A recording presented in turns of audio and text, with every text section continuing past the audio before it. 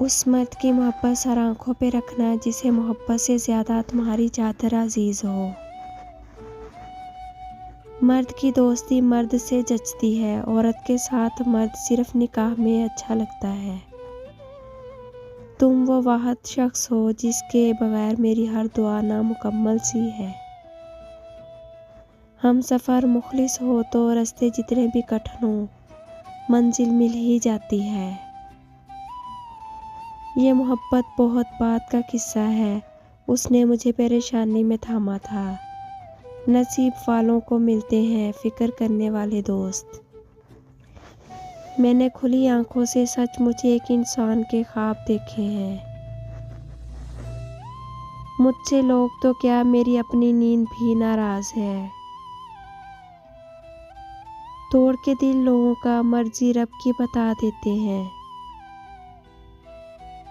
بنا آواز کے رونا بڑا دردناک ہوتا ہے۔ جو قسمت میں نہیں تھا زندگی اسی سے ٹکرا گئی۔ منزل کو کیا خبر کہ سفر نے کیا کچھ چھینا ہے ہم سے۔ کسی نے روٹھ کر سر نہ چوما میرا، میں پھر سمجھا کہ ماں کا پیار کیا ہے۔ جب دو من پسند لوگ گلے ملتے ہیں تو مرد کے دل کو اور عورت کے ذہن کو سکون ملتا ہے۔ میں لاڈلا ہوں گھر میں سبھی کا، پر تیری ذرا سی توجہ کو روتا ہوں۔ میرے ہوتے وہ کسی اور کا ہو جائے گا، مجھے یہ دکھ بھی کسی روز سہنا ہوگا۔ جب اس کی رضا ہی نہیں شامل کیسے اس کو خدا سے مانگوں میں۔ وہ تیسرا شخص کتنا خوش نصیب ہوتا ہے جس کو ہمارا من پسند شخص مفت میں مل جاتا ہے۔ میں نے اعتراف محبت کے بعد محبتوں کو بھیک مانگتے دیکھا ہے۔ استعمال کرو گے تو واللہ استعمال شدہ پاؤ گے۔ عورت سے محبت میں کوئی جیت نہیں سکا اور نفرت میں آج تک عورت کو کوئی ہرا نہیں سکا۔ مرد بڑی نازک مخلوق ہوتی ہے، اسے عورت کا ہائے کہنا ہی مار دیتا ہے۔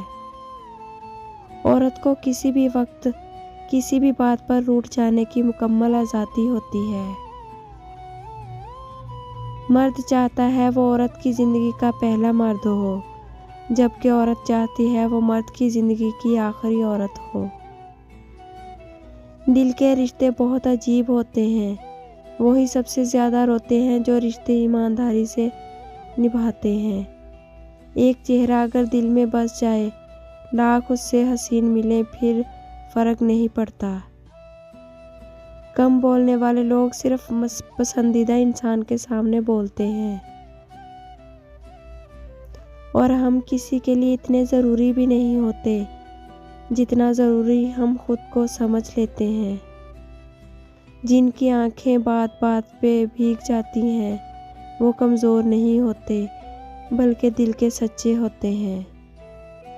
کبھی کبھی کسی سے اتنی شکایت ہوتی ہے کہ شکایت کرنے کو بھی دل نہیں کرتا۔ دنیا میں سب سے زیادہ وزن انسان کی اپنی سوچ کا ہوتا ہے۔ وفاداری کا ذکر ہو تو آج بھی اشرف المخلوقات کتوں کی مثال دیتے ہیں۔